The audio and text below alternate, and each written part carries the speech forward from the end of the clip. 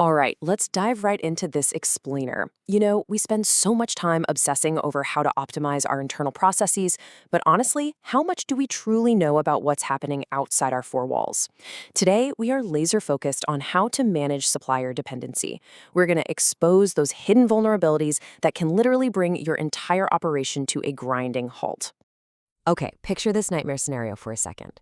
Your buyer has confirmed the massive order. Your factory workers are standing by at their stations, totally ready to go, but production is paralyzed. Why? Because the leather just hasn't arrived. So you scramble, you call your supplier, and they blame the tannery. The tannery? Well, they blame raw material shortages.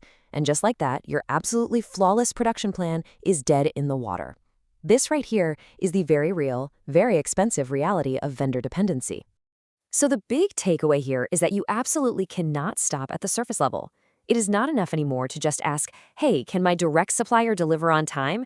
The real question, the one you need to be asking, is exactly what your supplier relies on upstream. Because if their supplier hits a roadblock, your factory might never even know what hit them until it's way too late. It's a total domino effect. To fix this, we need to peel back the layers of the supply chain. Here's our agenda for today. Number 1, the illusion of control and hidden supply chains. 2, operational and hidden risks. 3, the internal knowledge gap. And 4, the sourcing toolkit. Let's kick things off with Section 1, the illusion of control and hidden supply chains. Let's start with single-supplier dependency. Look, relying on just one supplier for a critical material might seem incredibly efficient at first glance, right? The color is a perfect match, the price is dialed in. But handing them all your volume creates a massive single point of failure. What if their machinery completely breaks down? Or what if their country suddenly faces logistics restrictions? For your critical materials, you absolutely must have a primary source and a highly capable backup ready to step in at a moment's notice. And this leads us straight into what I like to call the hidden dependency trap. You might look at your vendor list and think, awesome, I'm safely diversified, I've got 3 different suppliers. But wait, trace that chain back. Suppliers A, B, and C might actually all be buying their raw materials from the exact same tannery. You don't have 3 sources, you just have 1. If that single tannery goes down, all 3 of your suppliers are failing simultaneously. No way around it. So, we have to go one level deeper into raw material dependency. Leather doesn't just magically appear at the tannery. It depends on livestock, weather, global geopolitics, the whole shebang. To avoid getting burned here, you need to forecast your expected requirements, figure out your exact yields, definitely factor in the wastage, and most importantly, reserve that upstream material capacity early. Seriously, do not wait for the actual purchase order to land. All right, moving right along to Section 2, operational and hidden risks. Because dependency cascades down the line, we have to plan backward from the required delivery date to avoid the dreaded long lead time trap. Your production team, they might think they only need a quick 30 days before they start cutting. But sourcing knows that material actually takes more like 45 to 50 days when you factor in booking, processing, and transport. You've got to build a time and action calendar working completely backward from shipment. It's basically your early warning system.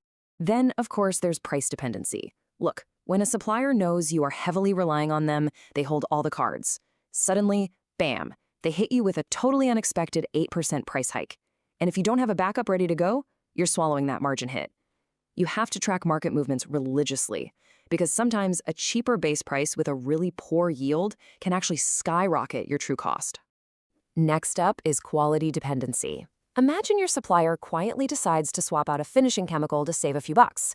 The material looks kinda similar to them, but the final product looks completely off to the buyer, leading to massive, costly rejections.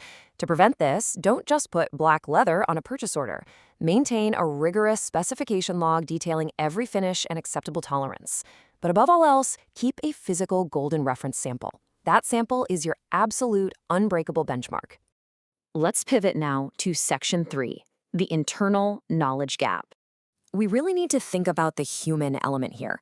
In so many companies, there is literally just one person, let's call him Dave, who knows exactly which tannery offers the best price or who requires advanced bookings. And then Dave takes a new job somewhere else. Suddenly, overnight, the company loses years of hard-won sourcing knowledge. Your multi-million-dollar operation shouldn't grind to a halt just because Dave left the building. You have got to protect against this internal vulnerability right now by creating a centralized sourcing database. Track the specific tannery, the minimum order quantities, the real lead times, quality history, and your backup suppliers. By doing this, you are actively converting individual personal expertise into permanent, accessible company knowledge. And finally, Section 4, the Sourcing Toolkit. Here's a highly practical tool you can literally implement today, the Vendor Dependency Scorecard. Start grading your critical suppliers on a scale of 1 to 5 on things like capacity, financial stability, and upstream materials. But crucially, pay close attention to their communication.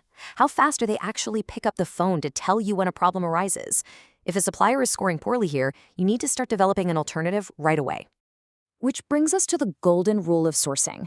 Never, ever allow your production to depend on something you can't replace quickly. You don't need 2 suppliers for every standard, easily replaceable green item. Yellow items? Sure, they might require some buyer approval to swap. But red items? Red means it is a single source with a massive replacement lead time. You must fiercely focus your risk management efforts on those red materials. Ultimately, this completely shifts how we need to view the job. The absolute best professional in this field isn't just the one who can aggressively haggle for the cheapest price. No, the best professional relentlessly anticipates exactly what can go wrong, when it's going to happen, and what the bulletproof backup plan is. Professional sourcing isn't simply buying materials, it is the active, strategic management of risk. So, I want to leave you with a quick challenge. Take just 10 minutes today to evaluate your top 5 critical materials. Do you have an active, tested backup supplier? Do you know the actual upstream facility that's processing it? Do you know the true, realistic lead time? If your answer to any of these is no, well, you've just identified your very next project. Because the question isn't if a major supply chain disruption will happen, it's whether your operation is going to survive it when it does.